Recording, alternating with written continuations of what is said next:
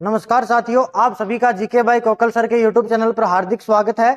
जैसा कि आपको पता है, बीएसटीसी की नैया पार करवाने के लिए हम लोगों ने यहाँ एक टेस्ट सीरीज लॉन्च की हुई है, जिसका एक डेमो टेस्ट भी हो गया और दूसरा जो है 1.0 जो टेस्ट हुआ उसका जो पेपर सोल्यूशन है टीचिंग एप्टीट्यूड का, वो मैं आपके सामने लेकर आया हूँ। पिछला वीडियो आप सभी ने खूब देखा है और शेयर भी किया, उसके लिए आप सभी का तहे दिल से स्वागत। तो बिना समय गवाए अपन जो है वो शुरू करते हैं। देखिएगा, पहला क्वेश्चन दिया गया था आपको, जिसमें था कि कक्षा को प्रभावी संप्रेषण के लिए आवश्यक क्या है। यानी कि इस प्रश्न का मतलब क्या हुआ कि आप कक्षा में हो और आपकी कक्षा में जो संप्रेषण है वो कैसा हो, प्रभावी हो, उसके लिए सबसे ज्यादा जरूरी क्या होगा। तो देखो, पहला ये दिया गया है कि श्रोता संवर्ग का विश्लेषण करें। श्रोता का मतलब होता है सुनने वाला। और दूसरा दिया गया कि स्रोत संवर्ग का विश्लेषण करें। स्रोत है जिसके माध्यम से हम संप्रेषित होंगे, दोनों। और फिर दिया कोई नहीं। तो देखो, सबसे बढ़िया जो आंसर निकलेगा वो अपने पास आएगा श्रोता संवर्ग का विश्लेषण करना। इसका मतलब ये हुआ, जैसे मैं आपसे संप्रेषित हो रहा हूं तो पहले आप लोगों को मैं मोटिवेट करूंगा और आप लोगों को मुझे बिल्कुल विश्लेषण करना पड़ेगा कि आप सुनने के लिए तैयार हो जाए, तभी तो मेरा संप्रेषण है वो कायम हो पाएगा। इसलिए अपन बताएंगे पहला ऑप्शन इसका उत्तर है। अगला क्वेश्चन देखो दोस्तों, क्वेश्चन नंबर 52। वहां 50 तक आप देखेंगे तो रीजनिंग के थे, उसका भी सोल्यूशन हो जाएगा। सतत और व्यापक मूल्यांकन, जिसको अपन बुलाते हैं सीसीई, का उद्देश्य नहीं है। ये देखो, ध्यान से पढ़ना होता है अपने को कि क्या पूछा गया है, पूछा है या फिर नहीं पूछा। तो देखो, इसमें नहीं है पूछा हुआ है, यानी कहीं ना कहीं एक जो सिस्टम है वो गलत देगा, एक ऑप्शन गलत होगा। तो देखो, चारों पढ़ते हैं, खास ध्यान रखना है, चारों ऑप्शन ही पढ़ के उत्तर देना, भले ही उत्तर पहले में निकल जाए। देखो, पहला दे रखा शिक्षण अधिगम रीति में सुधार करना। तो ये तो उद्देश्य है भाई, क्यों नहीं है, क्योंकि हम अगर सतत और व्यापक मूल्यांकन करेंगे तो शिक्षण रीति में तो सुधार करेंगे। इसका मतलब ये बात तो सही है, लेकिन ऑप्शन के अनुसार क्या है, गलत है। ऐसे आप भी कर लेंगे तो हो जाएगा। दूसरा अपने पास दिया गया है चिंतन क्रिया पर बल नहीं देना। और तीसरा दिया गया रटने पर बल नहीं देना। देखो, रटने पर बल नहीं देना, ये तो इसका है बिल्कुल, मतलब ये बात तो सही है। इसका मतलब ऑप्शन के अकॉर्डिंग गलत है। क्यों गलत है? क्योंकि यहाँ नहीं है पूछा हुआ है।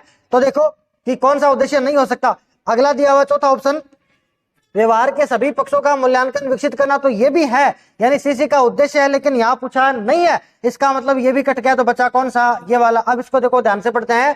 चिंतन क्रिया पर बल नहीं देना, ये देखो लिखा हुआ है नहीं देना, जबकि इसका उद्देश्य क्या अपने पास, इसका जो मेन मोटिव वो तो ये है कि बच्चों की जो है वो चिंतन प्रक्रिया पर क्या हो, बल दिया जाए। चिंतन क्रिया उनकी बच्चे सोचेगा, दोनों प्रकार से चिंतन करे, अभिसारी भी करे और अपसारी भी करे।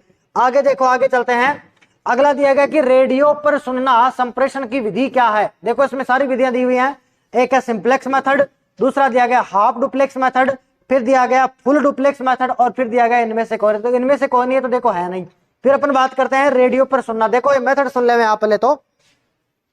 सिंप्लेक्स का मतलब यह है एक ही साइड से संचार हो। जैसे कोई ऐसा हो, कोई भी स्रोतों से आवाज तो आए लेकिन वापस से आप उससे जुड़ नहीं पाते, वो सिंप्लेक्स वाला होता है। अब आप इमेजिन कीजिए, रेडियो है, आप रेडियो पर आवाज तो सुन लेंगे लेकिन आप वापस जाकर भी अपनी आवाज नहीं भेज पाएंगे। जैसे टीवी है, इसमें वन साइडेड है, तो कहने का मतलब जो वन साइड संप्रेषण हो वो क्या है, सिंप्लेक्स है।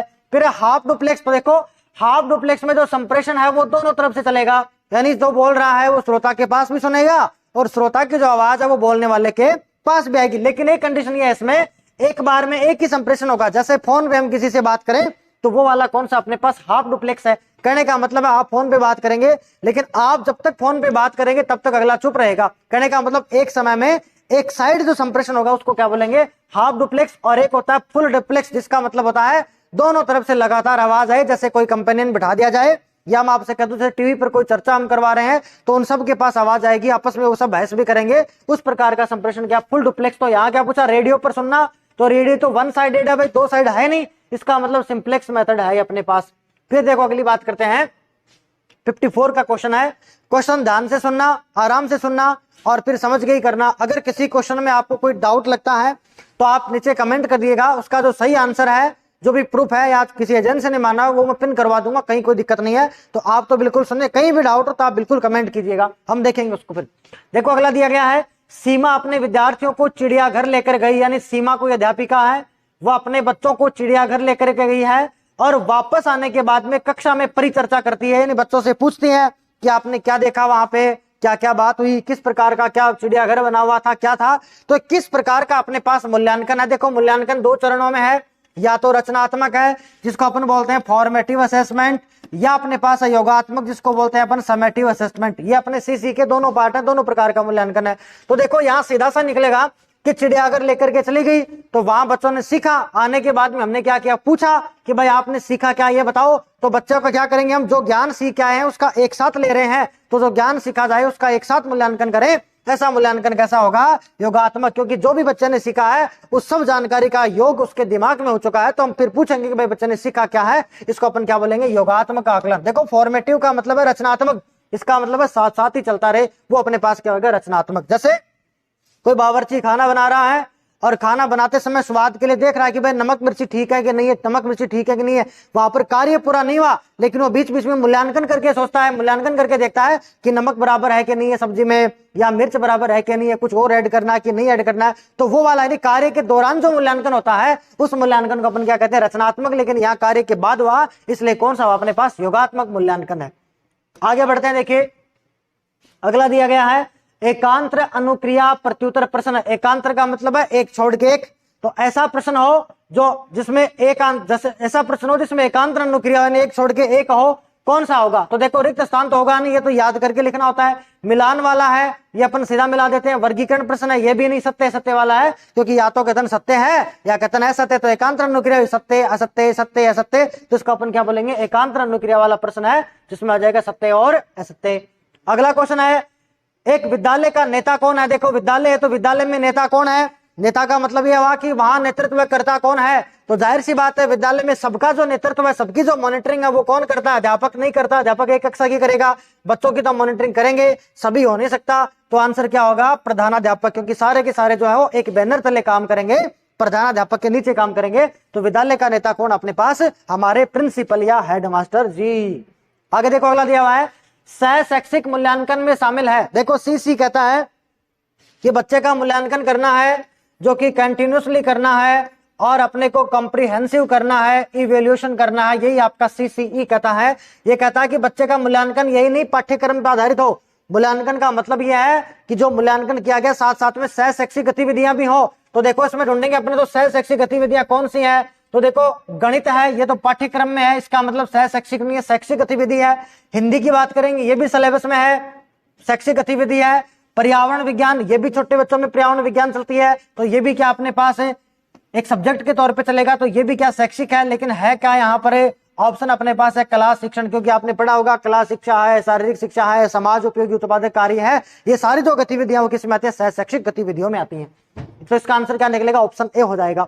अगला देखो कोई नेता है, एक नेता के द्वारा निर्णय लेने में कोई त्रुटि हो जाए। कोई नेता है, उसने कोई निर्णय लिया और निर्णय लेने में बेचारे से क्या होगी, कोई ना कोई गलती रह गई, तो ऐसे में नेता को क्या करना चाहिए। देखो चार ऑप्शन पढ़ने हैं, चारों पढ़ने के बाद ही उत्तर देना, ये बात ठान लेना आप। तो देखो पहला है दूसरों पर दोष डालने चाहिए। तो ये तो क्या बात हुई भाई, दूसरे पे थोपते चलेंगे, तो ये तो देखो एक सेकंड में कट जाएगा भाई, ये तो हो नहीं सकता।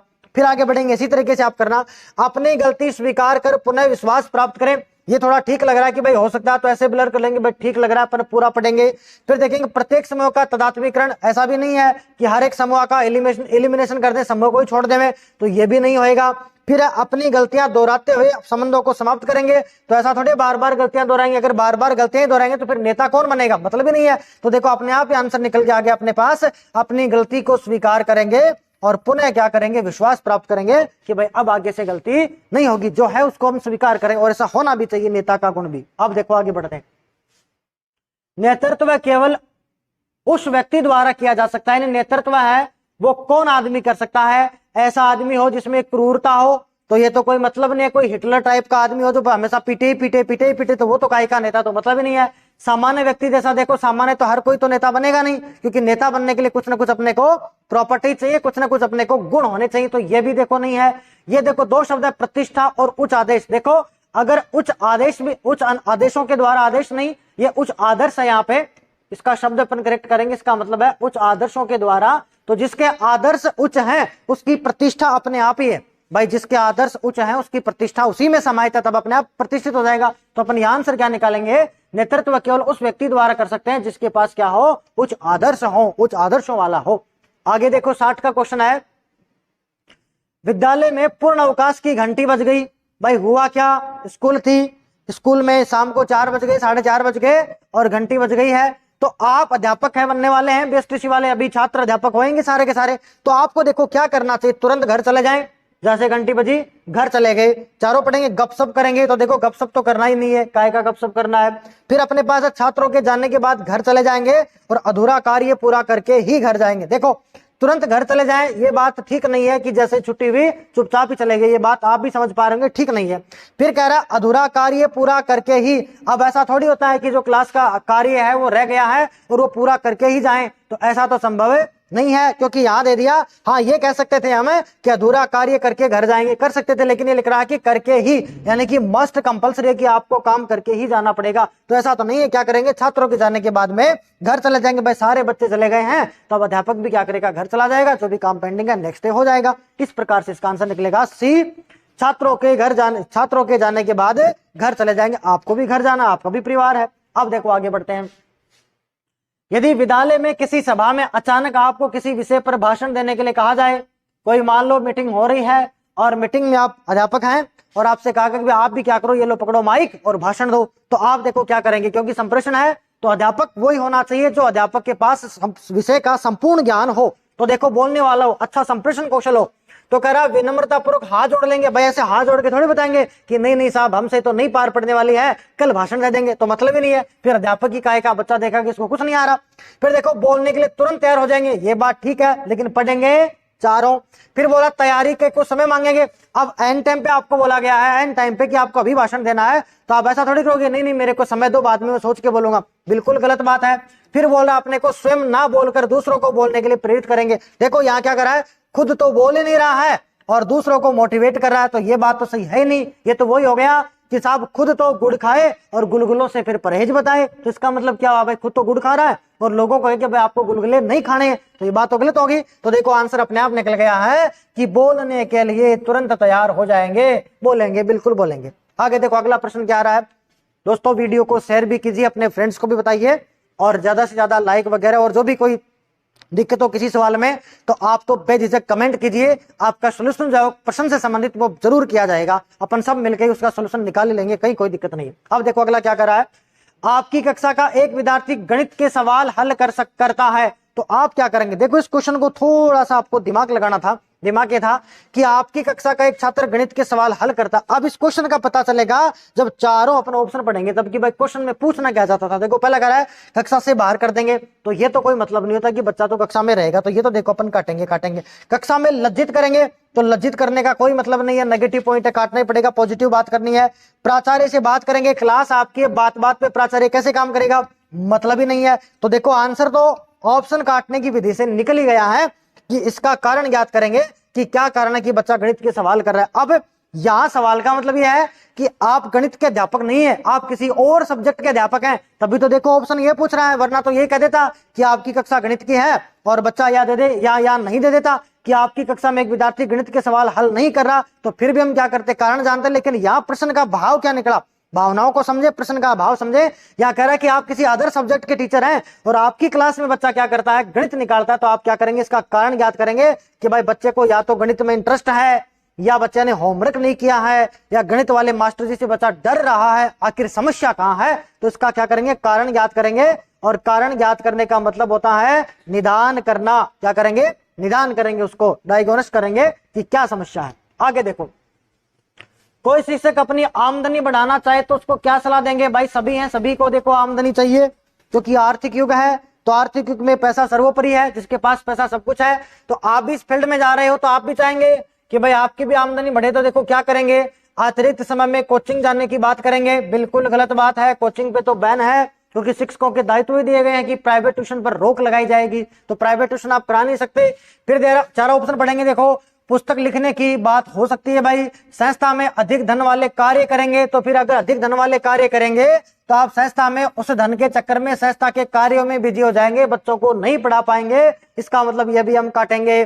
शिक्षण में अतिरिक्त दूसरे संविदागत कार्य करने की, तो ये अगर ऐसा हुआ तो फिर वही और टाइम के चक्कर में लग जाएंगे और वही काम करेंगे, तो क्या करेंगे, पुस्तक लिखेंगे, जिससे क्या होगा, बच्चे किताबें भी खरीदेंगे, आपकी नॉलेज भी बढ़ेगी और आपका आर्थिक जो है वो भी पर्पज वो भी पूरा होगा। इस प्रकार से उत्तर देने। अगला देखो क्या कह रहा है 64, आपके लेख को आपका मित्र अपने नाम से प्रकाशित करता है। आपने कोई पुस्तक लिखी है या आपने कोई लेख लिखा है और आप ही के साथ का क्या करता, कॉपी पेस्ट मार देता, क्योंकि जमाना भी तो कॉपी पेस्ट का है। कहीं से कॉपी किया, पेस्ट कर दिया, नीचे अपना नाम लिख दिया बड़ा बड़ा। तो आप क्या करेंगे, ये आपके गुण देखना चाहता है, उसके खिलाफ लिखापढ़ी करेंगे क्या, सीधे ही केस ठोक देंगे, सोचेंगे भाई क्या करेंगे। तो पहले 4 ऑप्शन पढ़ते हैं। तो देखो उसके खिलाफ लिखापढ़ी करेंगे, फिर और पढ़ते हैं, सबके सामने आलोचना करेंगे, ये तो बात गलत है, आलोचना नेगेटिव पॉइंट है, ये तो करना ही नहीं है। भविष्य में किसी के साथ ऐसा ना करने की चेतावनी देंगे, ये बात ठीक है। शांति से उसे बात करके उसके व्यवहार का ज्ञान कराएंगे, बिल्कुल नहीं, शांति वाली बात भी नहीं है। फिर देखो क्या, उसके खिलाफ लिखापढ़ी, कोर्ट कचहरी के चक्कर में भी नहीं जाएंगे। हम ये करेंगे कि भविष्य में किसी के साथ ऐसा ना करने की चेतावनी देंगे कि एक बार तूने कर लिया ठीक है, एक बार वार्निंग देंगे, अब की बार किया तो हम लिखापढ़ी करेंगे, जो भी करेंगे वो करेंगे। तो अपन क्या करेंगे, भविष्य में किसी के साथ ऐसा ना करने की चेतावनी देंगे। आगे बढ़ते हैं। देखो मित्रों, अगला क्वेश्चन है, नेतृत्व का भाव किस अवस्था में आता है। देखो नेतृत्व का भाव का मतलब है लीडरशिप का गुण, बच्चा लीडर बने, बच्चा सबका नेता बने और कहता फिरे कि आओ ये करते हैं, आओ वो करते हैं, और अपने आप को ही समझे। तो देखो शैशवावस्था यहाँ तो है नहीं, किशोरावस्था में ऐसा कह सकते हैं, वृद्धावस्था में भी नहीं है, हम कहेंगे बाल्यावस्था में। देखो किशोरावस्था भी नेतृत्व है, लेकिन यहाँ जो नेतृत्व है उसका सर्वाधिक विकास होएगा। क्या होएगा, सर्वाधिक विकास किस अवस्था में होता है, नेतृत्व का, किशोरावस्था में। जबकि नेतृत्व का भाव कब आ जाता है, बाल्यावस्था में। आप देखना छोटे बच्चे हैं वो बड़े होशियार चौधरी बने फिरते हैं कि चलो ये काम करते हैं वो काम करते हैं, नहीं, वहां क्या आ रहा है, नेतृत्व का गुण आ रहा है। फिर देखो अगला क्वेश्चन है, अधिगम की विशेषता के संबंध में सत्य कथन नहीं है। देखो सत्य नहीं है, इसका मतलब क्या ढूंढना, अपने को गलत कथन ढूंढना है। देखो अधिगम विवेकपूर्ण प्रक्रिया है, ये बात तो सही है, और ऑप्शन में नहीं पूछा, इसका मतलब यहाँ गलत है। ऐसे पढ़ लिया करो, ऐसे टिक लगा के करोगे तो गलत नहीं होगा, वरना आप बड़े पॉजिटिव आदमी होंगे और क्या करेंगे, नहीं है को है पढ़ेंगे और पॉजिटिव आंसर लगाएंगे, आंसर गलत हो जाएगा। क्या करेंगे, सत्य नहीं है। तो अधिगम विवेकपूर्ण प्रक्रिया, ये बात तो सही है, लेकिन ऑप्शन के अकॉर्डिंग क्या गलत है। फिर क्या करा है, अधिगम एक परिवर्तन है, बिल्कुल है, ये बात भी सही है, लेकिन ऑप्शन के अनुसार गलत है। यदि अधिगम सकारात्मक व नकारात्मक दोनों, ये बात भी हम पॉजिटिव बात भी सीखते हैं, नेगेटिव भी सीखते हैं, बात सही है, लेकिन ऑप्शन के अकॉर्डिंग गलत है। अगली बात क्या करा है, अधिगम अधिगम नहीं है, ऐसा नहीं था, यहां था अनधिगम। क्या लिखते, अनधिगम, तो फिर लाइन हो जाती अनधिगम, अधिगम नहीं है। ये बात देखो गलत है, क्योंकि अनधिगम भी क्या है, अधिगम है। अनधिगम का मतलब है कि ना सीखना भी क्या एक प्रकार का सीखना, सीखने के लिए की गई जो असफलताएं हैं वही क्या अनधिगम। तो अनधिगम भी क्या एक प्रकार का अधिगम, अपने को याद रखना है। तो अनधिगम अधिगम है और याद या नहीं है, इसका मतलब आंसर क्या निकल गया अपने पास, डी निकल गया।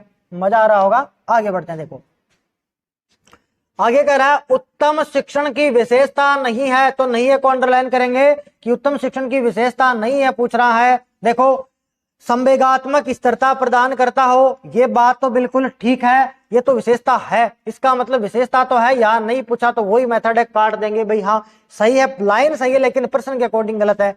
प्रगतिशील होना चाहिए, बिल्कुल होना चाहिए, लेकिन ऑप्शन के अकॉर्डिंग गलत है भाई। उत्तम शिक्षण हमेशा प्रगतिशील तो होना चाहिए, लोकतांत्रिक होना चाहिए, प्रजातांत्रिक होना चाहिए, एक तंत्र नहीं होना चाहिए, यानी सबकी बात सुनी जानी चाहिए। या देखो अभिप्रेरणा मुक्त हो, मुक्त नहीं हो, अभिप्रेरणा से कैसा हो, युक्त होना चाहिए, जिसमें मोटिवेट होता हो, बच्चे बार बार क्या हो, मोटिवेट होता हो। तो ऑप्शन क्या निकलेगा, पहला निकलेगा। आगे देखो, आपकी कक्षा का एक छात्र दिनेश है, इसका नाम रमेश कर लीजिए आप, इसका नाम हो जाएगा रमेश।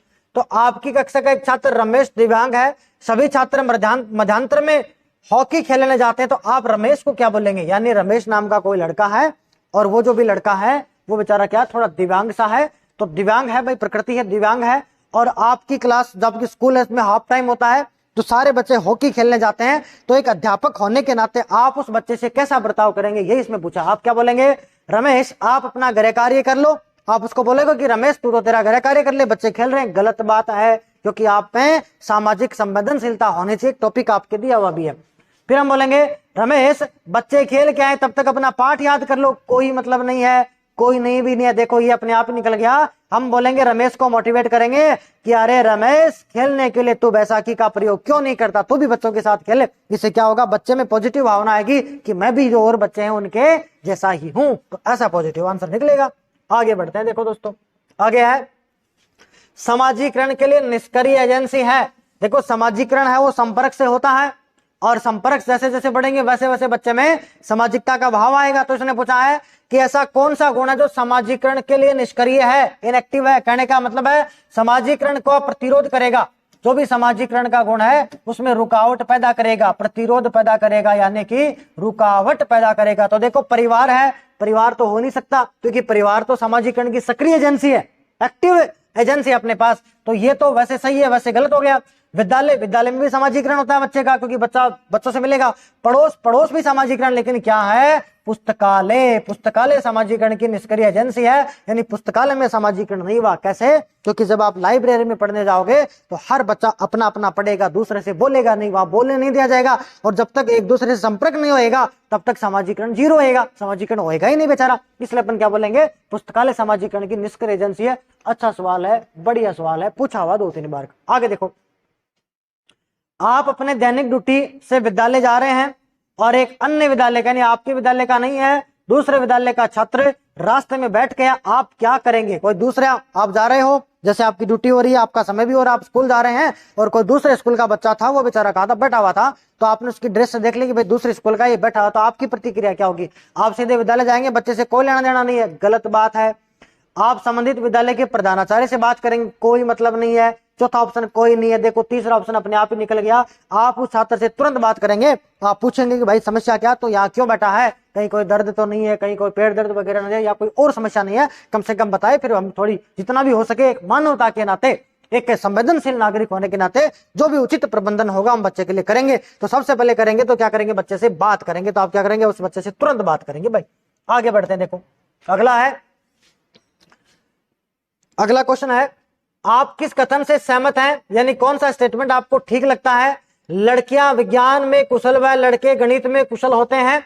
लड़कियां घर का कार्य करने में दक्ष हैं। लड़के जोखिम भरे कार्यों में दिलचस्पी दिखाते हैं। कोई नहीं। देखो ये क्वेश्चन है आपके पास जेंडर के लिए, कि आपके दिमाग में जेंडर को लेकर के क्या पर्याय है। जेंडर देखो 2 शब्द है, एक शब्द सेक्स और एक शब्द आपके पास जेंडर। देखो दोनों का अर्थ लिंग होता है, लेकिन ये बायोलॉजिकल है जिसमें मेल और फीमेल है, और जेंडर शब्द हमने बनाया है, हमने ऐसे बनाया। जेंडर जो है समाज की वस्तु है, समाज की वस्तु इसलिए है क्योंकि हमने फिक्स कर रखा कि लड़की ये काम करेगी, लड़का ये काम करेगा, जबकि कहीं कोई ऐसा नहीं लिखा हुआ। सारे रिकॉर्ड आपने देखे भी होंगे। तो देखो ये कह रहा है लड़कियां विज्ञान में कुशल, लड़के मैथ में कुशल। क्या मतलब है? बहुत सारी ऐसी लड़कियां होंगी जो विज्ञान में भी कुशल होंगी, गणित में भी कुशल होंगी, खूब सारे वैज्ञानिक यहाँ अपने पास। लड़कियां घर का कार्य कहाँ लिखा हुआ है, गलत बात है। लड़के जोखिम भरे कार्य, बिल्कुल गलत बात है। तो कोई नहीं, इसका आंसर हो जाएगा कि सारे कथन क्या है, गलत बातें हैं। ऐसा भाव अपने को रखना ही नहीं है। फिर देखो आगे बढ़ते हैं, हर बालक अपने आप में विशिष्ट नहीं है। देखो फिर पढ़ना नहीं है, इस बात से आप क्या हो, देखो हर बच्चा अपने आप में विशिष्ट है, चाहे वो मंद बुद्धि हो, चाहे वो औसत बुद्धि का हो, चाहे वो प्रतिभाशाली हो, चाहे वो विकलांग हो, चाहे वो स्पेशल बच्चा हो, कुछ भी हो, हर बच्चा विशिष्ट है। आप भी अपने आप में विशिष्ट है, यूनिक है। तो ये कह रहा है कि यूनिक नहीं है, यानी कि विशिष्ट नहीं है। इसका मतलब आप इस बात से क्या सहमत हो? नहीं सहमत हो। और क्या हो, पूर्णतः सहमत हो, यानी कंप्लीट रूप से आप इस बात को नकारोगे कि नहीं, हर बच्चा तो विशिष्ट होता है। अगला है, एक बालक हमेशा कक्षा में देरी से आता है तो क्या करेंगे? डांट देंगे, मतलब ही नहीं है। घर वालों से नहीं पूछेंगे, गलत बात है। कक्षा से बाहर कर देंगे, गलत बात है। देखो क्या निकला, निदान करेंगे। वही है, पहले कारण जानेंगे और जैसे कारण मिलेंगे तो फिर उसका क्या कर देंगे, हमें ट्रीटमेंट कर देंगे, उपचार करने की कोशिश करेंगे। ये तो होता है निदानात्मक, अपने पास परीक्षण और उपचारात्मक शिक्षण होता है। तो निदान करेंगे भाई पहले। आगे बढ़ते हैं। देखो सफलता ही सफलता का आधार है, ये सीखने का नियम क्या? देखो थार्डनाइक के नियम है अपने पास, इसमें 3 मुख्य नियम है, 5 आपके पास गौण नियम है, टोटल 8 नियम थे।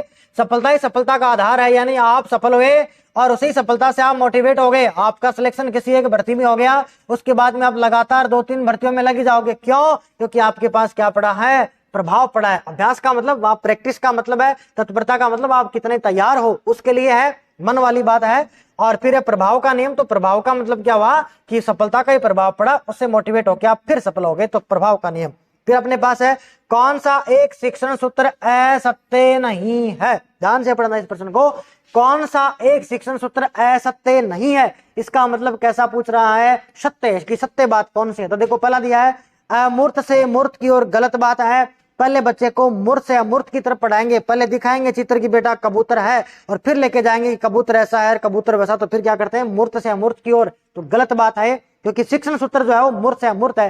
फिर अज्ञात से ज्ञात, ये भी गलत है, पहले ज्ञात चीज होती है फिर अज्ञात करते हैं। फिर देखो ऑप्शन दिया गया विश्लेषण से संश्लेषण की ओर और संश्लेषण से विश्लेषण, ये गलत है और ये सही है। देखो पहले किसी चीज का विश्लेषण किया जाता है, किसी भी चीज का, और उसके बाद में उसका क्या किया जाता है, संश्लेषण। आप तो ऐसे भी याद रख सकते हो कि हम जब किसी चैप्टर को पढ़ते हैं तो पहले उस चैप्टर का पूरा एनालिसिस करते हैं कि इस चैप्टर में क्या हुआ, कैसे कैसे क्या खास बात है, और लास्ट में उसका अपन क्या करते हैं, शॉर्ट नोट बना लेते हैं कि 4-5 लाइनों में 2-3, जैसे 10 पेज का था 2 पेज में आ जाएगा, शॉर्ट नोट में कुछ याद हो जाएगा। तो मैन पॉइंट लिखेंगे, नहीं आपने क्या किया, उसका सिंथेसिस किया है। तो मेथड क्या है अपने पास, विश्लेषण से संश्लेषण की ओर, एनालिसिस से क्या करेंगे, सिंथेसिस की ओर जाएंगे। ये शिक्षण सूत्र है, यहां पूछा था, असत्य नहीं है यानी कि सत्य है। फिर आगे बढ़ते हैं, देखो आगे दिया हुआ ABL की फुल फॉर्म क्या है। ABL देखो, ABL कक्ष बने होंगे, आप सरकारी स्कूलों में आपने देखा होगा, तो ABL कक्ष बने हुए CC के अंतर्गत है। तो अपने पास है अभिनव भारत लर्निंग, नहीं है इसका ये। एक्टिविटी बेस्ड लर्निंग, बिल्कुल यही इसका आंसर है। एसिड बेस का कोई मतलब नहीं है, लर्निंग बाय एक्टिविटी भी कोई मतलब नहीं। इसका मतलब क्या है, एक्टिविटी बेस्ड लर्निंग, यानी बच्चे को क्या करना है, गतिविधि आधारित सिखाना है। आगे बढ़ते हैं, अभिवृत्ति के संबंध में असत्य बात है, यानी कौन सी बात गलत है। तो देखिएगा, अभिवर्ती विचारों का पुंज है, ये बात सही है, लेकिन ऑप्शन के अकॉर्डिंग गलत है, तो वही करेंगे सही। और है कैसा, इसके अकॉर्डिंग गलत है। अभिवर्ती मन की अवस्था है, बिल्कुल है, अभिवर्ती मन की अवस्था सही है, लेकिन ऑप्शन के अकॉर्डिंग गलत है। अभिवर्ती परिवर्तनशील है, बिल्कुल सही बात है, यानी ऑप्शन के अकॉर्डिंग गलत है। अभिवर्तियां, एटीट्यूड जो है वो बदल जाता है, जैसे पहले झगड़ा होता है और फिर दो झगड़ा वाले इंसानों में प्रेम भी हो जाता है, तो अभिवर्ती परिवर्तनशील है। तो आंसर क्या निकलेगा, कोई नहीं। फिर आगे बढ़ते हैं, पूर्वाग्रह अभिवर्ती पर प्रभाव पड़ता है, नहीं पूर्वाग्रह का अभिवर्ती पर क्या प्रभाव पड़ेगा, तो नकारात्मक है। देखो पूर्वाग्रह का मतलब है आपने किसी व्यक्ति के प्रति पहले ही मन में धारणाएं बना ली हैं, वो क्या है, पूर्वाग्रह। तो अगर आप पहले धारणा बना चुके हो, उसके कोई पक्ष आपने देखे ही नहीं है, इसका मतलब कैसा प्रभाव पड़ा, नकारात्मक प्रभाव पड़ेगा। अगला क्वेश्चन है, ओस गुड का परीक्षण किससे संबंधित है, तो ओस गुड का जो परीक्षण है सर्जनशीलता का नहीं है, बुद्धि का भी नहीं है, नेतृत्व का भी नहीं है, किसका है, अभिवृत्ति का। इसमें थ्रस्टन का परीक्षण आता है, ओस्टगुड का परीक्षण आता है, एक फीमर का परीक्षण है, इस प्रकार से कुछ एक परीक्षण है जिसमें वहां से क्वेश्चन है कि ओस्टगुड का परीक्षण किससे जुड़ा हुआ है, तो अभिवृत्ति से है। अभिवृत्ति को बोलते हैं अपन एटीट्यूड, क्या बुलाते हैं, एटीट्यूड बुलाएंगे। फिर देखो अपने पास प्रश्न है, राष्ट्रीय संचार विश्वविद्यालय कहां स्थित है, सबने जयपुर ही किया होगा, गलत है। इसका जवाब है मध्य प्रदेश की राजधानी भोपाल के अंदर अपने पास राष्ट्रीय संचार विश्वविद्यालय। अब आप ये सोचेंगे कि सर ये क्वेश्चन टीचिंग एप्टीट्यूड में कैसे आया, तो कुछ क्वेश्चन ऐसे भी हैं जो आपका ध्यान डाइवर्ट करेंगे, उसी प्रकार का है, क्योंकि आपके संप्रेषण दिया हुआ है और संप्रेषण एक प्रकार का संचार है, तो मैंने डाल दिया राष्ट्रीय संचार विश्वविद्यालय कहाँ है, तो भोपाल में है, देख लेंगे मोटा मोटा। आगे देखो, सत्र 2022-23 यानी इसी सत्र की बात हो रही है, पिछले सत्र की, अब तो 23 चली गया।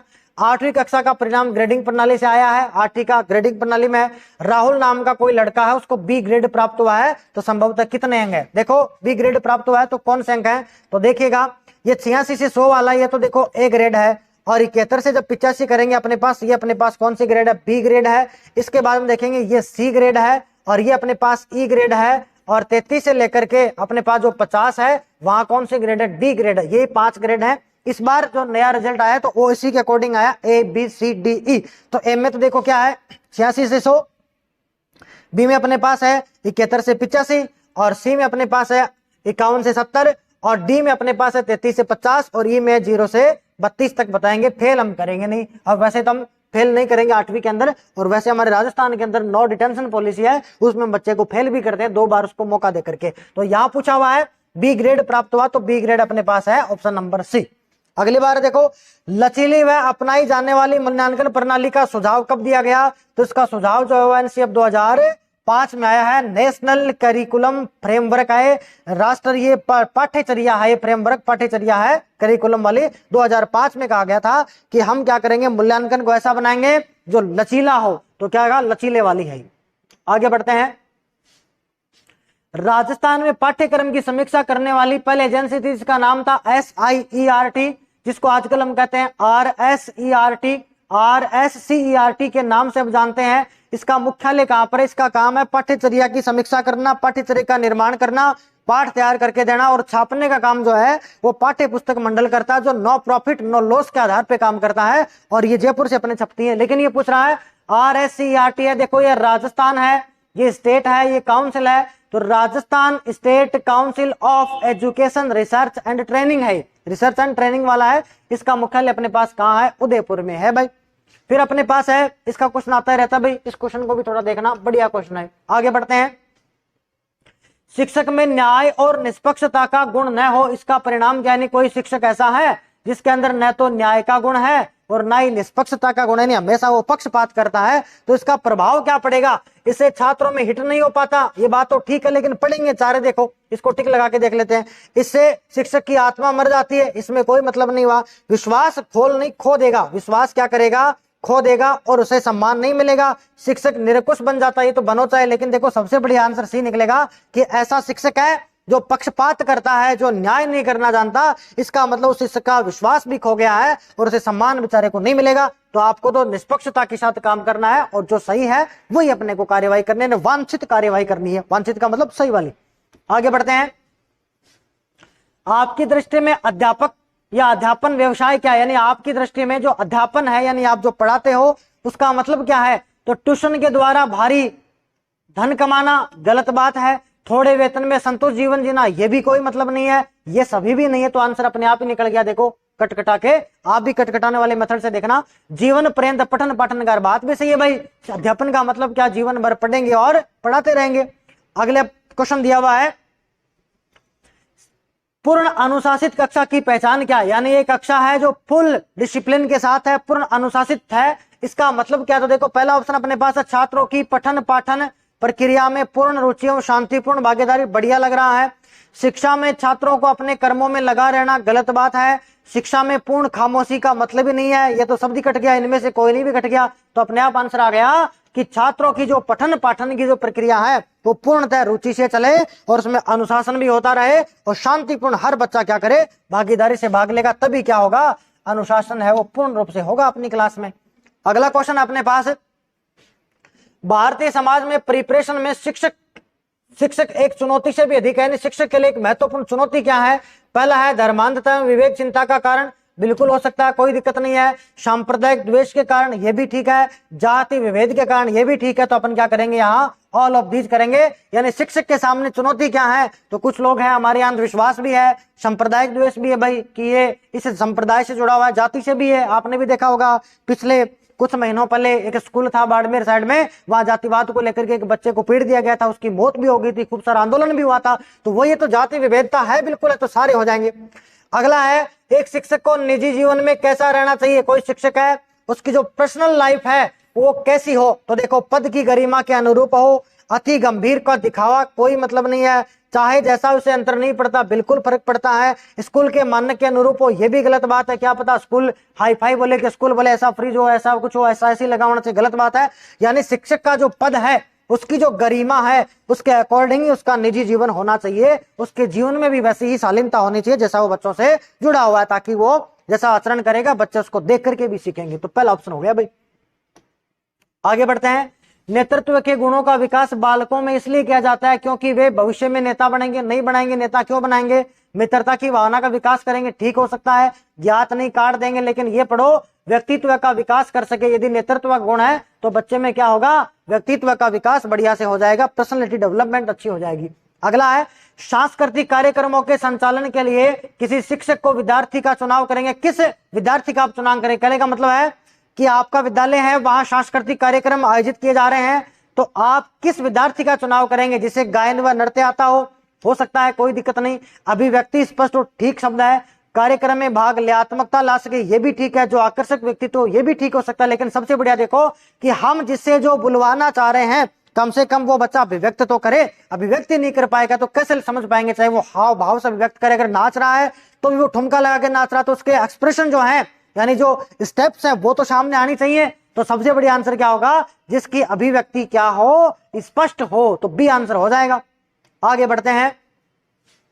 समूह में सदस्य विभिन्न सामाजिक आर्थिक स्तर व परिवेश के होते हैं, अतः उनसे व्यवहार करते समय नेता कैसा होना चाहिए? देखो कहने का मतलब है, आपने कोई समूह बनाया है, आपने कोई मंडली बनाई, उसमें खूब सारे लोग होंगे और उनका जो आर्थिक स्तर है और जो परिवेश यानी अलग अलग माहौल का है और आर्थिक स्तर भी अलग है, यानी कोई पैसे वाला है, कोई गरीब भी है और कोई झोंकी झुपड़े में रहने वाला, उसका वातावरण भी कुछ ऐसा है।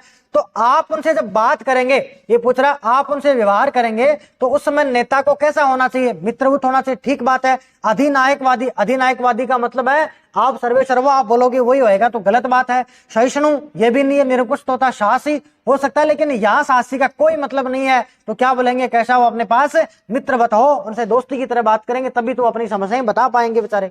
अगला है, छात्रों को गणित शिक्षण में कैलकुलेटर का प्रयोग नहीं करने देना चाहिए, क्योंकि यानी कोई बच्चा है मैथमेटिक्स में उसका वो कैलकुलेटर से करता है तो आपको उसे रोकना चाहिए। क्यों? क्योंकि इससे वह सुविधा का भोगी हो जाएगा। ठीक बात है, उसको बस वो मेहनत करेगा नहीं बेचारा, वो देखेगा भाई हाँ कैलकुलेटर पड़ा है, जोड़ के रख लेंगे, कहीं कोई दिक्कत नहीं है, बढ़िया उत्तर है।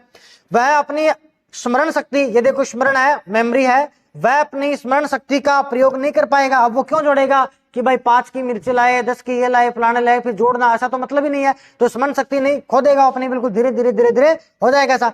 इससे उसकी अभ्यास शक्ति कम हो जाएगी, ये भी ठीक है, और वह आगे नहीं सीख पाएगा, ये भी ठीक है। तो ये क्या, ऑल ऑफ दीज, यानी सारी बातें क्या है, सही सही है, ये तो सभी ने सही किया होगा।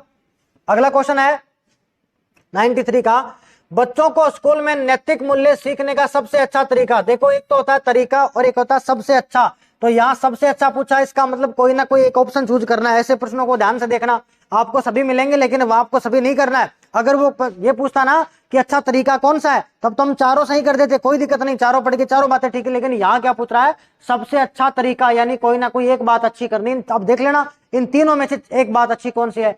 उसके सामने अध्यापक स्वयं अच्छे आदर्श प्रस्तुत करे, ठीक बात है। बच्चों को समाज सेवा करवाई जाए, ये भी करवा लेंगे, कोई दिक्कत नहीं है। प्रत्येक अध्याय में नैतिकता का पाठ शामिल होगा, हर अध्याय में नैतिकता का शामिल करेंगे तो बच्चा बोर हो जाएगा, ऐसा भी नहीं कर सकते। उपयुक्त सभी ये भी नहीं कर सकते। तो देखो सबसे बढ़िया आंसर क्या निकला, उसके सामने अध्यापक स्वयं अच्छे से आदर्श प्रस्तुत करेगा तो बच्चा अपने आप ही क्या है, नैतिक मूल्यों को जान पाएगा।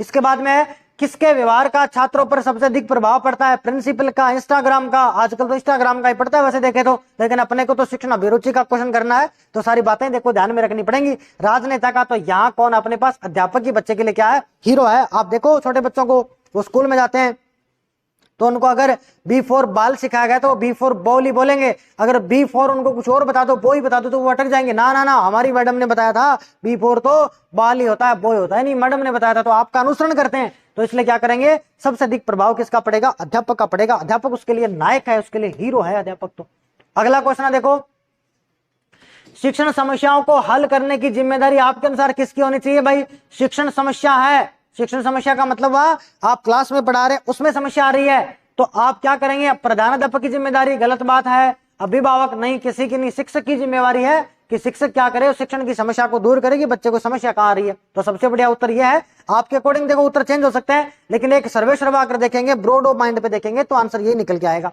फिर देखो आगे बात करते हैं, अच्छे पारिवारिक परिवेश वाले बच्चे ही आगे बढ़ पाते हैं। देखो यहाँ कंडीशन लगा दी कि अच्छे परिवार वाले बच्चे हैं वो ही आगे बढ़ पाते हैं। इस संदर्भ में आपका मत क्या, आप क्या सोचते हो, इनके बच्चों को सभी सुख सुविधाएं मौजूद होती हैं, गलत बात है। सारी सुख सुविधाएं तो बहुत सारे लोगों को, लेकिन सारे थोड़ी अच्छा विकास कर पाएंगे, तो गलत बात है। ये काट दो, इसको पहले काटो, खत्म करो। उनके बच्चों के ऊपर कोई बोझ नहीं होता, ये भी गलत बात है। अच्छे पारिवारिक परिवेश में कलेश नहीं होता, बहुत कलेश है, क्यों नहीं है, माँ बाप का डाइवोर्स होता ही रहता है। उनके बच्चे अच्छे लोगों के संपर्क में रहेंगे। देखो वही बात, अगर अच्छे लोगों के संपर्क में आएंगे तो अच्छा अच्छा सीखेंगे, अच्छा अच्छा सीखेंगे तो उनका विकास क्या होगा, बढ़िया होगा। तो सबसे बढ़िया उत्तर चौथा निकल जाएगा। अगली बात अपन करेंगे, सोमेश नाम का एक लड़का है, सोमेश नाम का लड़का है, वो जो वसु है या जो बसु है उसको कहता है कि तुम लड़की हो, बर्तन साफ कर दो। ये क्या दर्शाता है, यानी यहाँ देखो वही बात आ गई जो पहले क्वेश्चन आया था। यानी सोमेश है वो वसु को बोलता है कि तुम तो लड़की हो, बर्तन साफ कर दो। तो ये दिमाग में बैठा हुआ है, सोमेश के दिमाग में बात पहले से फंसी हुई है कि लड़कियां हैं वो बर्तन साफ करती हैं, जबकि कहीं ऐसा लिखा हुआ तो नहीं है। तो ये लैंगिक समानता की तो बात कहाँ हुई, समानता का मतलब था बराबर बराबर, जो काम लड़का करे वही काम लड़की करे, तो समानता तो है ही नहीं। देखो लैंगिक विभेदकारिता का मतलब मेल फीमेल है, ये भी नहीं हो सकता, नन भी उत्तर नहीं है, कोई नहीं। तो क्या उत्तर निकलेगा, लैंगिक पूर्वाग्रह से ग्रसित है। यानी उसके दिमाग में, उसके परिवार में ऐसा होता रहा होगा, इसलिए उसने ऐसा बोला है, तो लैंगिक पूर्वाग्रह को दर्शाएगा। अगला क्वेश्चन अपने पास, सृजनात्मकता के लिए कौन सा गुण आवश्यक नहीं है। देखो धारा प्रवाहिता, फ्लुएंसी बिल्कुल है, लेकिन यहाँ नहीं है पूछा तो ऑप्शन नहीं होगा। लचीलापन इसका गुण है लेकिन ऑप्शन में नहीं पूछा इसलिए नहीं होगा। मौलिकता, बिल्कुल मौलिकता होनी चाहिए, जो रचना करें वो बिल्कुल यूनिक होनी चाहिए। लचीलेपन का मतलब है खुद का नहीं थोपे कि मैंने जो बोला वो धरती पर लकीर है, लोहे की लकीर है, जो बोल दिया वही सही होएगा, ये गलत बात है। लचीलापन होना चाहिए, अगले की बात भी सुने, अगर कहीं गलती हो तो उसको स्वीकार भी करें, और कहीं नई जानकारी मिले तो उसमें और ऐड करते चले। ये तो है फ्लेक्सिबल होना, लचीले वाला फ्लेक्सिबिलिटी। देखा होगा आपने वो टूथपेस्ट वाला डाटा है कि कोलगेट का जो टूथ ब्रश है ना वो क्या लचीलेपन वाला है, फ्लेक्सिबल है, तभी तो वो चेहरे की सफाई करता है अंदर से, तो वही लचीलेपन वाला गुण है। अगला मौलिकता। मौलिकता का मतलब यूनिक होने चाहिए, कोई रचना हो यूनिक हो, जैसे किसी की भी रचना हो अगर वो यूनिक है तो आप दिमाग में आना चाहिए। जैसे अभी गदर मूवी आ रही है तो उसमें गाना आपने पढ़ा होगा, कोई सुना ही होगा कि जो आता ना मैं निकला गड्डी लेके, तो सीधा ही दिमाग में आता है कि ऐसा गाना उदित नारायण जी का ही होगा, यानी यूनिक चीज होगी वो अपने आप ही। तो ये गुण तो है लेकिन यहाँ नहीं है पूछा, इसका मतलब गलत है। देखो यहाँ दिया अविस्तरण, जब किसका गुण होता है विस्तरण, तो ए लगा दिया, इसका मतलब है ये बात इसमें गलत है, ये गुण नहीं है। आगे बढ़ते हैं, देखो अगला क्वेश्चन है सृजनात्मकता के लिए अचेतन मन की बात हो रही है। सृजनात्मकता के लिए अचेतन मन उत्तरदायी है, कौन सा सिद्धांत है? यानी जो भी हम क्रिएटिव काम करते हैं उनके लिए हमारा जो अचेतन मन है वो जिम्मेदार है। तो अचेतन मन के लिए पूरा जो काम करके गया था वो कौन करके गया था? मनोविश्लेषणवाद, जो कि सिगमंड फ्राइड आप पढ़ते होंगे वहां आएगा। अगला अपने पास है, देखो सृजनात्मकता सीरी नहीं है, यहाँ है सृजनात्मकता परीक्षण में टीटीसीटी में ऐसा, ये देखो ऐसा अधिक लिखा हुआ, ऐसा अधिक नहीं है, या मैं इसको ठीक कर देता हूं, ये अशाब्दिक है। तो इसने पूछा है अशाब्दिक और शाब्दिक परीक्षण क्रमशः है। देखो टीटीसीटी है, टॉरेंस का टेस्ट है क्रिएटिविटी के लिए, तो Torrance test for creativity test है, तो टॉरेंस का ही है जो अपने क्रिएटिविटी के लिए टेस्ट आता है, जिसका नाम अपन बोलते हैं टीटीसीटी, टॉरेंस ने दिया था, तो टीटीसीटी है अपने पास। इसमें देखो हमने पढ़ा है कि जो शाब्दिक है वो तो अपने पास 6 टेस्ट हैं, और जो अशाब्दिक वाले जो टेस्ट हैं ये इसमें 3 है, टोटल 9 इसमें परीक्षण है। अब ध्यान से ये पढ़ना है, ये दे रखा कि पहले दे रखा अशाब्दिक, बाद में दे रखा शाब्दिक, तो पहले पकड़ेंगे शाब्दिक वाला। तो देखो शाब्दिक कौन सा आ रहा है, पहले पकड़ेंगे अशाब्दिक वाला, तो अशाब्दिक में कौन 3 है, तो ये रहा पहले 3 है, यहाँ भी शायद 6 होएगा, पहले दिया हुआ होगा, तो यहाँ 3 है और यहाँ 6 है। तो पहले क्या पूछा, देखो अशाब्दिक, तो अशाब्दिक कितना 3, और फिर क्या पूछा शाब्दिक, तो क्रम से पूछा हुआ, ध्यान में देना आपको, शाब्दिक 6, तो ये लो 6। ये आपके जो है वो 100 जो क्वेश्चन थे 51 से लेकर के, इनका जो सोल्यूशन है वो मैंने आपको दिया है। अगर किसी क्वेश्चन में आपको कोई डाउट हो तो आप नीचे कमेंट कर दीजिएगा, आपका जो सोल्यूशन है वो वहीं कर दिया जाएगा, उसको मैं पिन करवा दूंगा, कोई दिक्कत नहीं है। वीडियो आपको पसंद आ रहे होंगे, आई होप पिछली बार जैसे आपने प्यार दिखाया उसी प्रकार से वीडियो को शेयर भी करें। आज बस इतना ही, अगले टेस्ट का फिर अपन चर्चा करेंगे, आगे के सोल्यूशन भी आपको डाल दिए जाएंगे। जय हिंद। राजो